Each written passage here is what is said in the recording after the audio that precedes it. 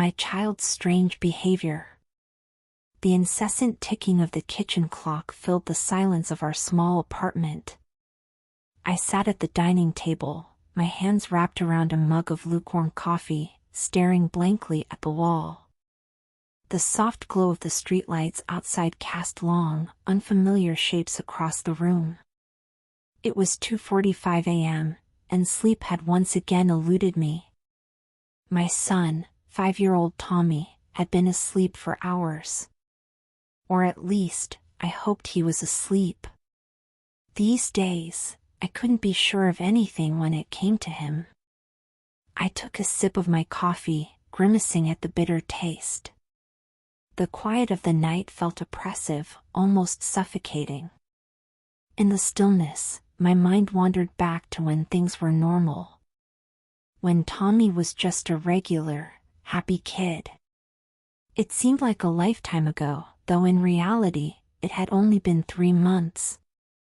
Back then, our mornings were filled with laughter and the chaos of getting ready for the day. Tommy would bounce out of bed at 7 a.m., his unruly brown hair sticking up in all directions, his green eyes sparkling with excitement for what the day might bring. He'd race to the kitchen, demanding his favorite cereal and chattering non-stop about his dreams or the adventures he had planned with his stuffed bear, Mr. Flufflass.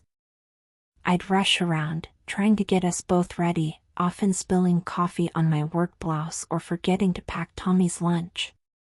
But even in the midst of the morning madness, there was a warmth, a sense of rightness to our little world. Weekends were even better. We'd spend hours at the park down the street, Tommy's laughter echoing across the playground as he conquered the monkey bars or zoomed down the slide. Sometimes, we'd have picnics under the big oak tree, sharing sandwiches and making up stories about the shapes we saw in the clouds. In the evenings, we'd curl up on the couch, Tommy nestled against my side as we read his favorite books.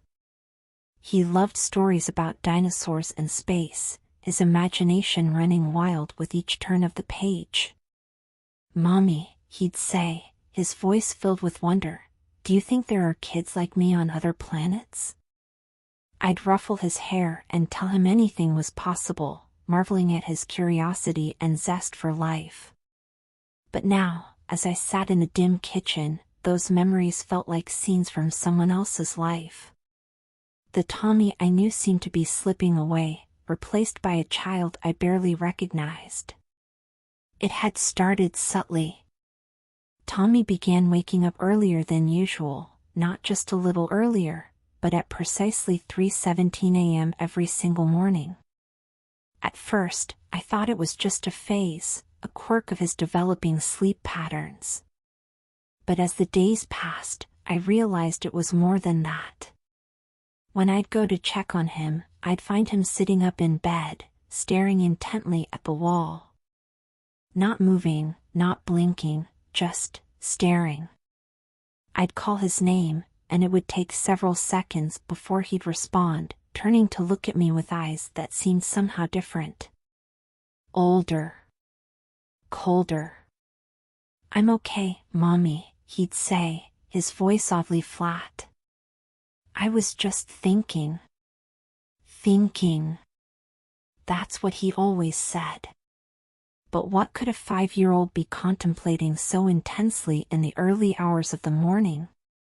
As the weeks went by, more unsettling behaviors emerged. Tommy stopped playing with his toys in the usual way. Instead, he'd arrange them in perfect, symmetrical patterns on the floor. Cars, blocks, stuffed animals all lined up with a precision that seemed impossible for his small hands. If I moved even one item slightly out of place, he'd have a meltdown, screaming and crying until everything was back in its exact position. His drawings changed too. Gone were the bright, cheerful scribbles of our family or the fantastical creatures he used to create. Now, his papers were filled with intricate, repetitive patterns. Spirals within spirals, complex geometric shapes that made my eyes hurt if I looked at them too long. When I asked him about these new drawings, he'd simply shrug and say, "It's what I see in my head, Mommy." What he saw in his head. Those words sent a chill through me every time I heard them. His appetite underwent a dramatic shift as well.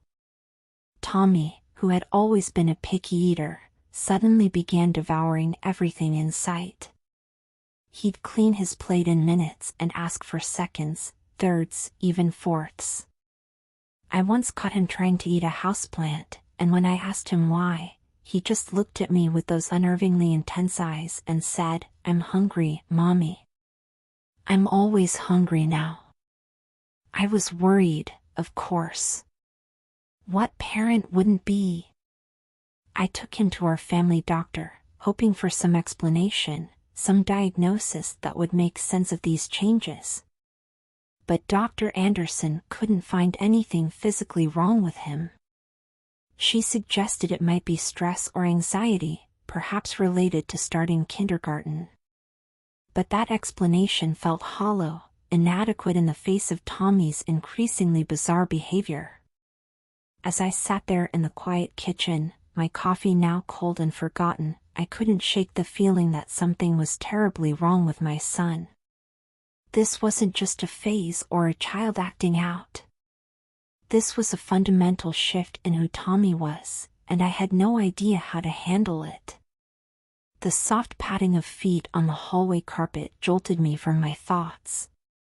I glanced at the clock, 3:17 a.m., right on schedule. I held my breath, listening intently as the footsteps approached the kitchen. Tommy appeared in the doorway, his small frame silhouetted against the darkness of the hallway. He stood perfectly still, staring at me with those two old eyes. "Mommy," he said, his voice eerily calm, "why are you afraid of me?" The question hit me like a physical blow. How could he know? I'd been so careful to hide my growing unease, my fear. I forced a smile, trying to keep my voice steady as I replied, "I'm not afraid of you, sweetie." "Why would you think that?" He tilted his head slightly, the gesture reminding me unsettlingly of a curious bird eyeing its prey. "You are," he stated matter-of-factly. "I can feel it. Your fear tastes like metal in the air." I felt my heart rate quicken, my palms growing sweaty against the cold ceramic of the mug. This wasn't my Tommy. This couldn't be my sweet, loving boy. What was happening to him? And more importantly, what was I going to do about it? As the night stretched on, with Tommy's unblinking gaze fixed upon me, I realized that our lives had irrevocably changed.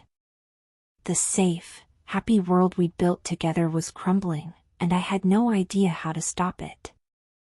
The silence stretched between us, thick and oppressive. I searched Tommy's face for any sign of the cheerful, carefree child he used to be, but found only that unsettling, alien calmness. Finally, I broke the silence. "Let's get you back to bed, sweetie," I said, trying to keep my voice light and normal. "It's very late." Tommy didn't move. "I'm not tired, Mommy. I don't get tired anymore." A chill ran down my spine at his words. What did he mean, he didn't get tired anymore? Every child needs sleep. It's essential for their growth, their development. But as I looked at Tommy, standing there in his dinosaur pajamas that suddenly seemed too small, too childish for the being before me, I realized that normal rules might not apply anymore. "Well, even if you're not tired, it's important to rest," I insisted, standing up from the table. "Come on, I'll tuck you in." As I approached him, Tommy took a step back, maintaining the distance between us. The movement was so subtle, so controlled, that I almost missed it. But that small retreat spoke volumes. My own child was keeping me at arm's length. Tommy, I said, my voice cracking slightly, what's going on? You can tell me anything, you know that, right? He regarded me for a long moment, his head tilted slightly to one side. When he spoke, his voice was soft but clear. I know things now, Mommy. Things I didn't know before. Things you don't want me to know. My heart raced. What things? What could he possibly know that would frighten me? I knelt down to his level, trying to meet his eyes. What kind of things, sweetie? Can you tell me? Tommy's gaze seemed to look through me rather than at me. I know about the dark things. The things people hide. The things they're ashamed of. He paused, his small face scrunching up in concentration. I know about Daddy. I felt as if all the air had been sucked out of the room. Tommy's father had never been in the picture. He'd left before Tommy was born, and I'd never told my son anything about him. How could he possibly know? What do you know about Daddy? I managed to ask, my voice barely above a whisper. Tommy's eyes refocused on me, and for a moment, I saw a flicker of something: sadness? Pity? Cross his face. I know he hurt you. I know why he left. I know you cry about him sometimes when you think I'm asleep. Tears welled up in my eyes. It was true. There were nights when the loneliness and the weight of single parenthood became too much, and I'd allow myself a quiet cry after Tommy was in bed. But how could he know that? Tommy, honey, how do you know these things? I asked, reaching out to touch his arm. He allowed the contact, but I felt no warmth from him, no connection. I just do, he replied simply. I know lots of things now. About everyone. The neighbors, the kids at school, the teachers. Everyone has dark things they hide. I felt a wave of nausea wash over me. This wasn't normal. This wasn't right. Children shouldn't know about the dark underbelly of the adult world. They shouldn't be burdened with the knowledge of others' pain and shame. Tommy, I said, trying to keep my voice steady, these things you know, they're not for children to worry about. Let's focus on happy things, okay? Like your drawings or your toys. At the mention of his toys, something flickered in Tommy's eyes. For a brief moment, I saw a spark of the old Tommy, the one who loved to play and laugh. But it was gone as quickly as it appeared. My toys are different now, he said. They talk to me. They tell me things. I felt my blood run cold. What do you mean, they talk to you? Tommy's gaze drifted to the living room, where I knew his toys were arranged in their precise, geometric patterns. They whisper when no one else is around. They tell me secrets. About the world. About what's coming. I swallowed hard, fighting back the urge to grab Tommy and run, to get as far away from this apartment and these talking toys as possible. But where would we go? How could we run from something that seemed to be coming from within my own child? What's coming, Tommy? I asked, dreading the answer but needing to know. He turned back to me, his eyes now filled with an ancient, weary knowledge that no 5-year-old should possess. Change, he said simply. Big change. For everyone. I opened my mouth to ask more, but Tommy suddenly yawned, a normal, childlike gesture that seemed out of place after our surreal conversation. I'm tired now, Mommy, he said, his voice sounding more like my old Tommy. Can you tuck me in? Relieved to hear a normal request, I nodded and stood up.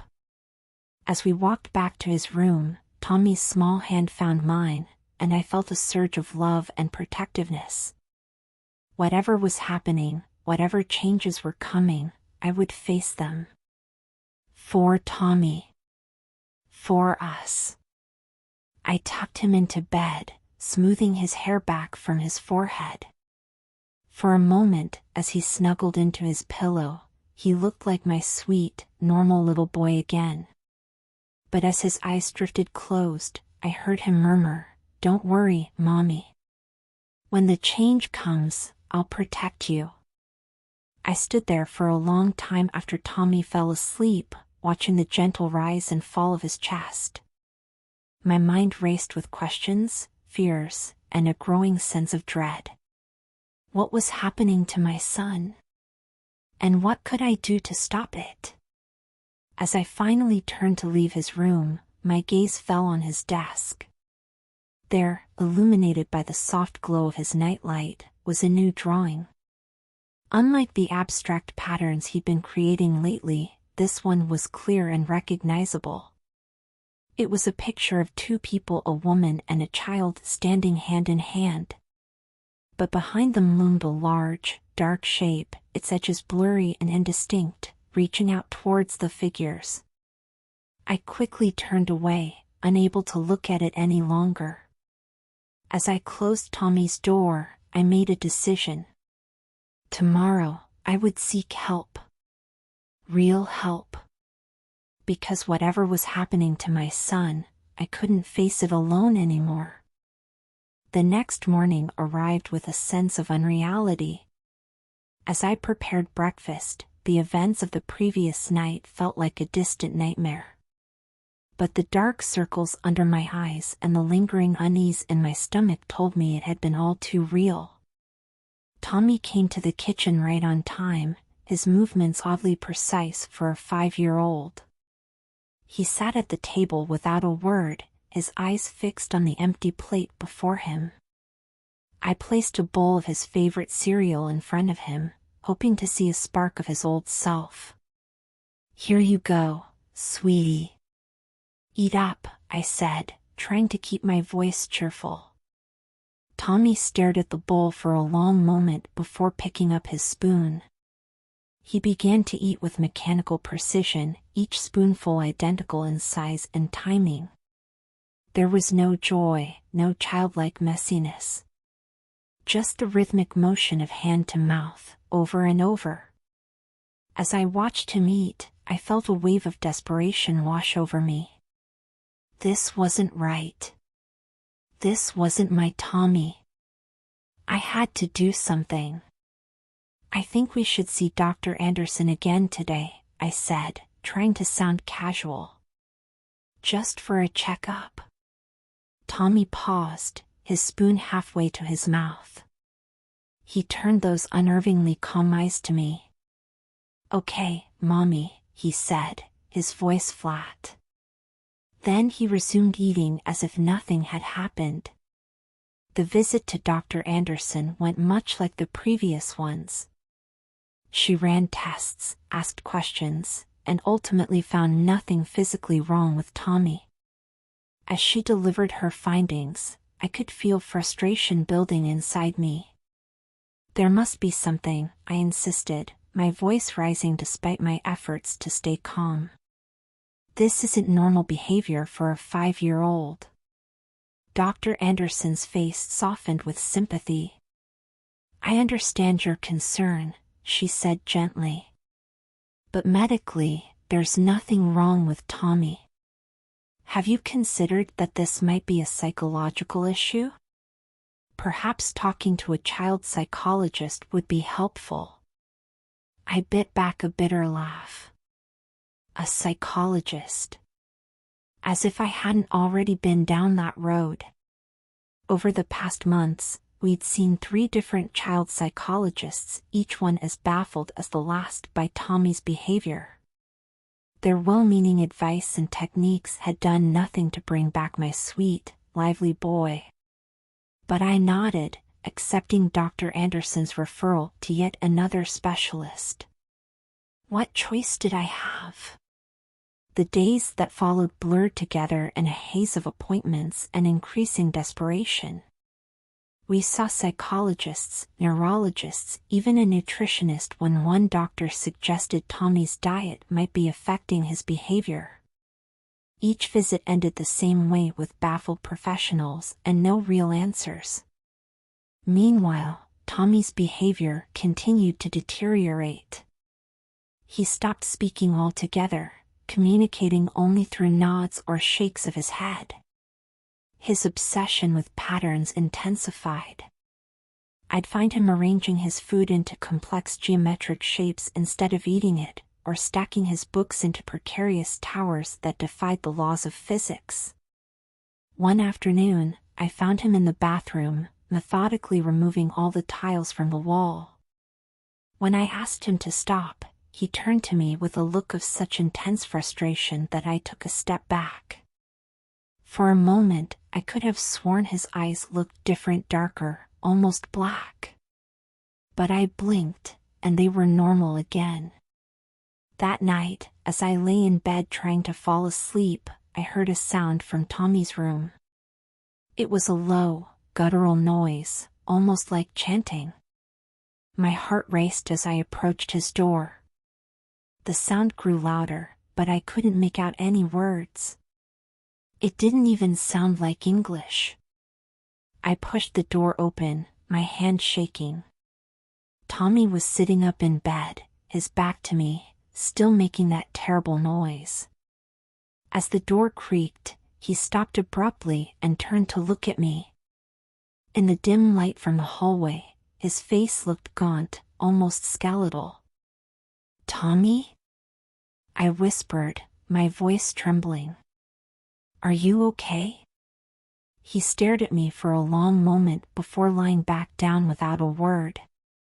I stood there, frozen, until his breathing evened out into sleep. As I closed his door, I couldn't shake the feeling that whatever had looked at me wasn't my son. The next day, I called in sick to work and spent hours researching online. I read about rare psychological disorders, unexplained behavioral changes in children, even possession, though I tried to dismiss that last one as ridiculous.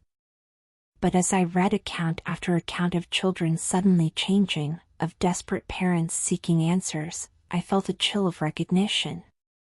Many of the stories ended the same way, with families torn apart, children institutionalized, or parents simply giving up.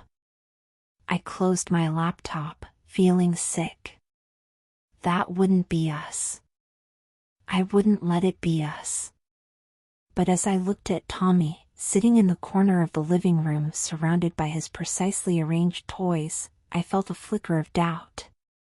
How long could we go on like this? How much more could I take before I broke? As if sensing my thoughts, Tommy turned to look at me. For a split second, I saw something in his eyes, something ancient and knowing, something that didn't belong in a child's face. Then he blinked, and it was gone, leaving me to wonder if I'd imagined it. I took a deep breath, steeling myself. Whatever was happening to my son, whatever we were facing, I wouldn't give up. I couldn't. Somewhere inside that eerily calm exterior was my Tommy, and I would find a way to bring him back. No matter what it took. As the weeks wore on, Tommy's behavior became increasingly unsettling. His movements, once fluid and childlike, now seemed almost mechanical, as if each action was carefully calculated. He would sit for hours, staring at blank walls, his body so still that at times I had to check if he was breathing. One particularly troubling incident occurred during a rare outing to the local park. I had hoped that fresh air and the sight of other children playing might spark something in Tommy, bring back a glimmer of his old self. Instead, it only highlighted how much he had changed. As we approached the playground, I noticed Tommy's gaze fix on the other children. His head turned to follow their movements, but the rest of his body remained unnaturally still. When a ball rolled near his feet, he didn't react at all, not even to step out of its path. "Tommy," I said gently, "don't you want to play? Look, there's a free swing." He turned those unsettlingly blank eyes to me and shook his head once, a sharp, jerky movement that seemed almost painful. Then, without warning, he dropped to the ground and began to crawl. But this wasn't the playful crawling of a child pretending to be an animal. Tommy's movements were rigid, his limbs bending at odd angles that made my stomach churn. He moved across the grass with an unnatural, spider-like gait that drew alarmed looks from nearby parents. "Tommy, stop that," I hissed, mortified and concerned. "Get up, please." He ignored me, continuing his bizarre crawl towards the playground equipment. As he neared the slide, a young girl waiting for her turn saw him and began to cry, clearly frightened by his strange approach. I rushed forward and scooped Tommy up, apologizing profusely to the girl's mother. As I held him, I could feel how tense his body was, every muscle rigid. He didn't struggle or try to get down, but somehow that made it worse. He just hung in my arms, limp yet taut, like a stringless marionette. That night, after I had put Tommy to bed, I sat in the kitchen, my hands wrapped around a mug of tea I couldn't bring myself to drink. The image of Tommy's unnatural crawl kept replaying in my mind, along with the frightened faces of the other children and the judgmental looks from their parents. A soft thud from upstairs broke me out of my thoughts. I froze, listening intently. There it was again, a dull, rhythmic thumping coming from Tommy's room. With my heart in my throat, I crept up the stairs. As I neared Tommy's door, I could hear something else beneath the thumping, a low, guttural sound that raised the hair on the back of my neck. I pushed the door open slowly, terrified of what I might see. The sight that greeted me was enough to make my blood run cold. Tommy was on the floor, his body contorted into a position that seemed to defy the natural limits of human flexibility. His head was twisted at an angle that looked almost impossible, his eyes rolled back showing only whites. The thumping sound was coming from his forehead, which he was rhythmically banging against the hardwood floor. For a moment, I stood frozen in horror, unable to process what I was seeing. Then maternal instinct kicked in, and I rushed to Tommy's side. "Tommy! Stop! You're hurting yourself!" I cried, reaching out to stop his head from hitting the floor. As soon as my hands touched him, Tommy's body went rigid. Slowly, so slowly it seemed to take an eternity, his head rotated towards me. His eyes, now normal again, fixed on mine with an intensity that made me want to look away. "And Mommy," he said, his voice raspy and strange, as if he had forgotten how to use it. "I'm cold. So cold." I gathered him into my arms, noticing how icy his skin felt despite the warm night. As I held him, murmuring soothing words I didn't believe, I felt a tremor run through his small body.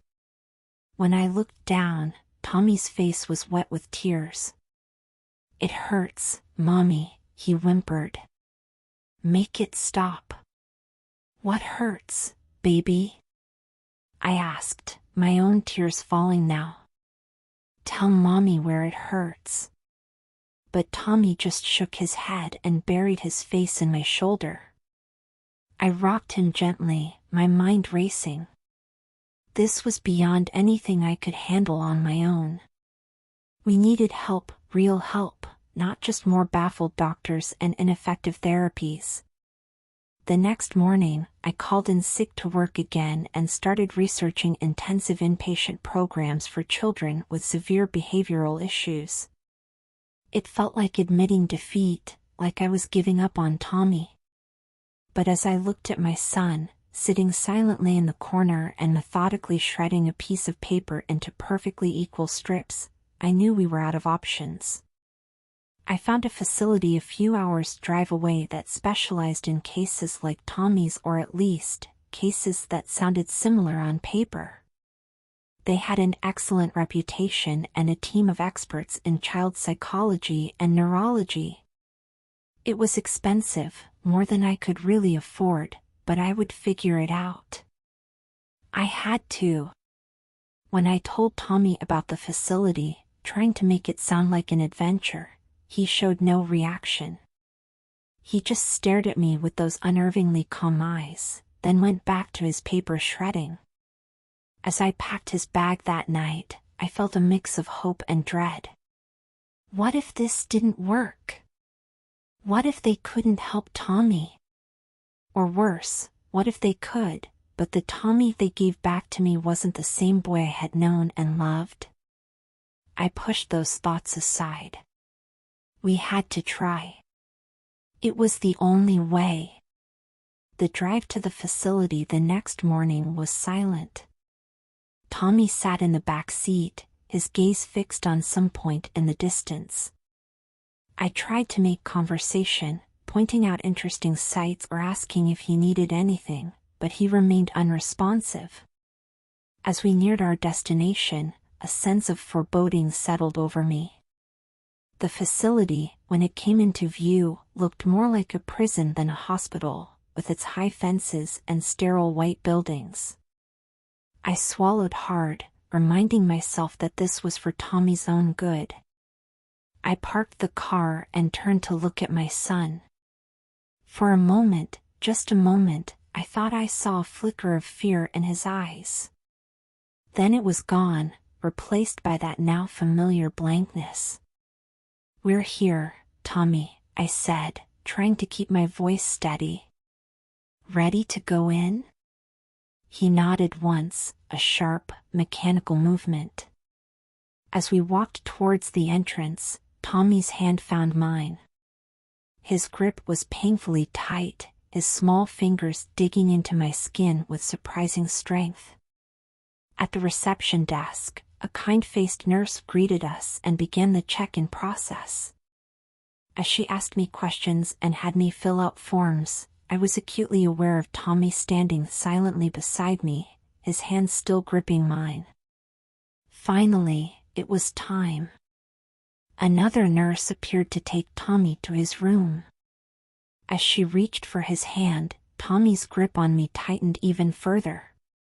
"It's okay, sweetie," I said, kneeling down to his level. "These nice people are going to help you.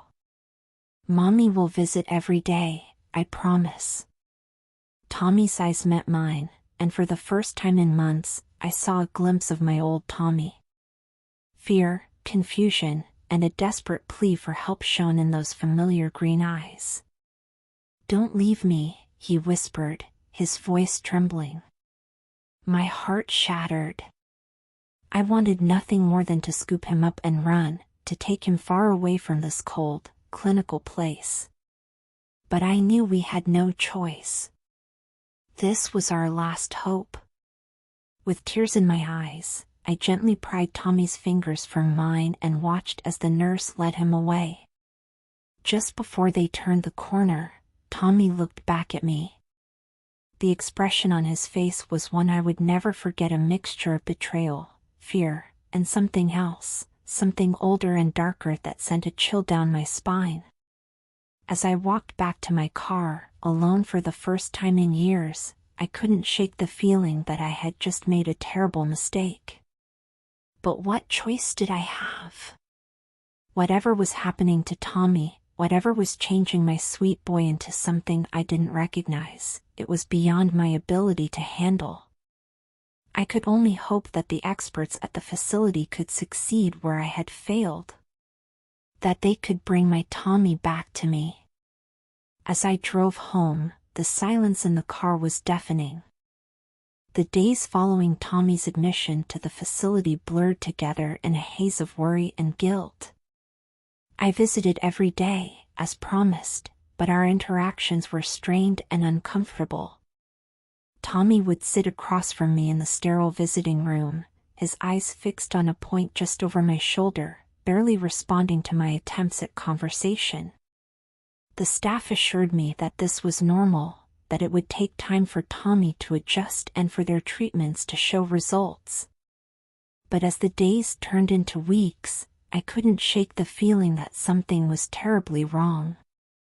It was during my third week of visits that I noticed the first truly alarming change. As I entered the visiting room, I saw Tommy sitting in his usual chair, but something about his posture made me pause. He was sitting unnaturally straight, his spine curved in a way that looked almost painful. His head was tilted at an odd angle, and his fingers were splayed out on his knees, twitching slightly. "Tommy?" I said softly, approaching him cautiously. "Are you okay, sweetie?" He turned to look at me, and I had to stifle a gasp. His eyes were bloodshot, the whites streaked with red, and there were dark circles underneath them as if he hadn't slept in days.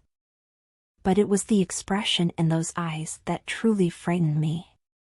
They were filled with a mixture of fear and something else, something wild and unfamiliar.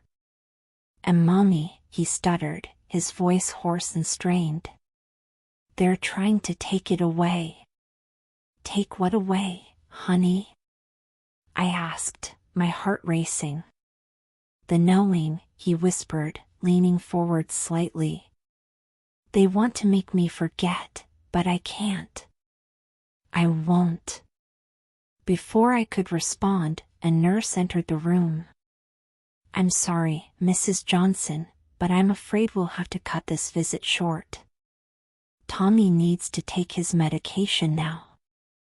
As the nurse approached with a small paper cup, Tommy's body went rigid. He let out a low, guttural sound that raised the hair on the back of my neck. Then, with a speed that seemed impossible, he leapt from his chair and scrambled into the corner of the room, pressing himself against the wall. "No," he screamed, his voice unlike anything I'd ever heard from him before. "No more pills. They're poison." The nurse called for backup, and suddenly the room was filled with staff members. They surrounded Tommy, speaking in low, soothing voices, but he continued to shriek and thrash. As they moved in to restrain him, his eyes locked with mine. The look of betrayal and desperation in them was like a physical blow. "Mommy, help me," he cried out, his voice cracking.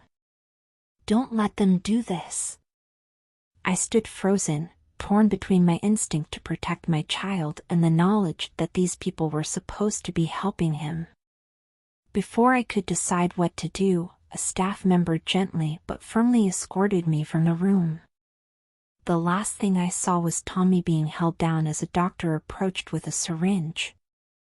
That night, I couldn't sleep. The image of Tommy's terrified face kept replaying in my mind. What were they doing to him in that place? Were they really helping him, or were they making things worse? The next morning, I received a call from the facility. Tommy had had a difficult night, they said. He was being kept under sedation for his own safety. They advised against visiting for a few days, to give him time to stabilize. I spent those days in a state of constant anxiety, jumping every time the phone rang. When I was finally allowed to visit again, I steeled myself for what I might find.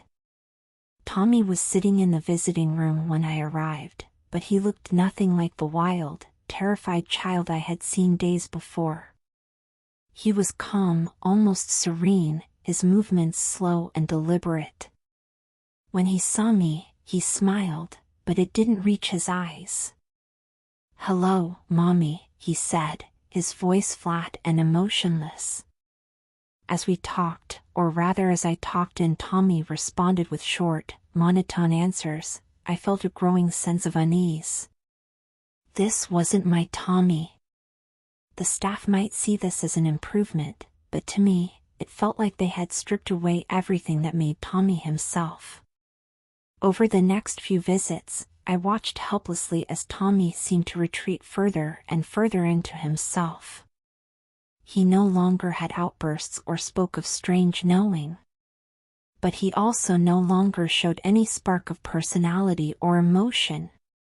It was as if he had become a shell of himself. One day, as I was leaving the facility after another disappointing visit, I overheard two nurses talking in low voices. "I've never seen anything like it," one was saying. "The way he fought against the meds, it was almost superhuman." "I know," the other replied. "And did you see the way he looked at Dr. Simmons during that last session? I swear, it was like he was looking right through him. Gave me the creeps." I hurried past before they could notice me, my mind racing. What exactly was happening during Tommy's treatment sessions? What weren't they telling me? That night, I made a decision. I couldn't leave Tommy in that place any longer. Whatever was happening to him, whatever he was going through, he needed to be home with me. We would face it together. The next morning, I marched into the facility and demanded to speak with the head doctor.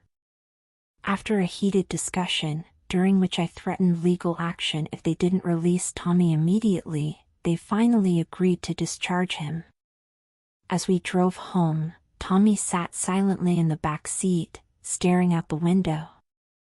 I kept glancing at him in the rearview mirror, searching for any sign of the boy I had known. "We're going to figure this out together, Tommy," I said, trying to sound more confident than I felt. "Everything's going to be okay." Tommy turned to look at me, and for a moment, I saw something flicker in his eyes. Recognition? Fear? I couldn't be sure. Then it was gone, and he went back to staring out the window. As we pulled into our driveway, I took a deep breath. I had no idea what challenges lay ahead, but I knew one thing for certain: I would not give up on my son. Whatever it took, I would find a way to bring my Tommy back. Little did I know, the true test of my resolve was only just beginning. The first few days after bringing Tommy home were a strange mix of relief and tension. I was glad to have him back, away from the cold, clinical environment of the facility. But at the same time, I couldn't shake the feeling that something fundamental had changed. Tommy's behavior was different from before the facility, but not in a way that felt like improvement. He was quieter now, more compliant, but there was an unsettling blankness to his expressions. He would follow instructions without question, eat whatever was put in front of him, and sit for hours staring at nothing in particular. I tried to engage him in activities he used to enjoy, like drawing or playing with his toys, but he showed no interest. When I placed crayons and paper in front of him, he would mechanically draw perfect circles, over and over, until the page was filled. His once beloved stuffed animals sat untouched in the corner of his room. At night, things were even stranger. I would often wake to the sound of whispers coming from Tommy's room. But when I'd check on him, I'd find him sitting up in bed, eyes wide open, lips moving silently. When I'd speak to him, he wouldn't respond, as if he couldn't hear or see me at all. One particularly unsettling night, I found him standing in the hallway outside my bedroom door. His eyes were closed, but he was swaying slightly, as if listening to music only he could hear. "Tommy?" I whispered, my heart pounding. "What are you doing, sweetie?" His eyes snapped open, and for a moment, they seemed to glow in the darkness. Then he blinked, and they were normal again. "The whispers told me to come," he said, his voice flat and emotionless. They said it's almost time. Time for what? I asked, a chill running down my spine. But Tommy just shook his head and walked back to his room, leaving me standing in the dark hallway, shaken and confused. The next day, I decided to take Tommy to the park, hoping that fresh air and the sight of other children playing might spark something in him. As we walked, I noticed that Tommy's gait had changed. His steps were too even, too measured, as if he was consciously controlling every muscle movement. At the park, Tommy showed no interest in the playground equipment. Instead, he walked to the center of an open grassy area and stood perfectly still, his face turned up to the sky. I watched nervously as other parents gave us odd looks. After about 10 minutes of this strange behavior, I approached Tommy. "Don't you want to play on the swings?" I asked, trying to keep my voice light and cheerful. Tommy lowered his head to look at me, and I had to stifle a gasp. His eyes seemed different, somehow deeper and older than they should be. "They're coming," he said, his voice eerily calm. "We need to be ready." Before I could ask who was coming, Tommy's body went rigid. His eyes rolled back in his head, and he began to shake violently. As I rushed to catch him before he fell, a terrible, inhuman sound emerged from his throat.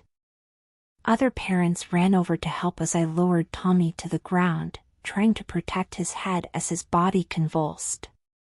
Someone called an ambulance, and I heard sirens in the distance as I held my son, whispering desperate pleas for him to be okay. The trip to the hospital was a blur of fear and confusion. Tommy had stopped seizing by the time the ambulance arrived, but he remained unresponsive, his eyes open but unseeing. At the hospital, doctors ran test after test, but found nothing physically wrong with Tommy. No sign of epilepsy, no brain abnormalities, nothing to explain his seizure or his continued unresponsive state. As I sat by his hospital bed, holding his small, limp hand, I felt utterly lost. What was happening to my little boy? How had we gone from a normal, happy life to this nightmare in such a short time? It was late that night when Tommy finally stirred. His eyes focused on me, and for a moment, I saw a flicker of recognition of the old Tommy. "Mommy?" he whispered, his voice weak and trembling. "I'm here, baby," I said, tears of relief streaming down my face. "I'm right here." Tommy's face crumpled, and he began to cry, deep, heart-wrenching sobs that shook his entire body. I gathered him into my arms, my own tears falling freely. "I'm scared, Mommy," he whimpered between sobs. "I don't know what's happening to me." "We'll figure it out," I promised, stroking his hair. "We'll get through this together." As I held him, I felt a fierce determination well up inside me. I didn't know what we were facing, didn't understand the strange changes in Tommy or the unsettling things he sometimes said. But I knew one thing for certain, I would not give up on my son. Whatever it took, whatever we had to face, I would be there, fighting for him every step of the way. The road ahead would be long and difficult. There would be more tests, more doctors, more sleepless nights filled with worry and fear. There would be moments of hope followed by crushing disappointment, times when I would question everything I thought I knew about parenting, about love, about the nature of reality itself. But through it all, I would hold on to the memory of this moment, of Tommy in my arms, vulnerable and afraid but still my little boy. I would remember the feel of his tears soaking my shirt, the sound of his breathing slowly steadying as he clung to me. And I would keep going, keep fighting, keep believing that somewhere inside this changed version of my son, the real Tommy still existed. That somehow, someday, we would find our way back to each other. As Tommy's sobs quieted and his breathing evened out into sleep, I looked out the hospital room window at the night sky. The stars seemed impossibly distant, cold and uncaring. But as I held my sleeping child, I made a silent vow to those distant lights. Whatever was happening to Tommy, whatever battles lay ahead, we would face them together. And no matter how dark things got, no matter how strange or frightening the path became, I would never stop searching for a way to bring my son back to me. With that promise echoing in my heart, I settled in for a long night of watching over Tommy, ready to face whatever the dawn might bring.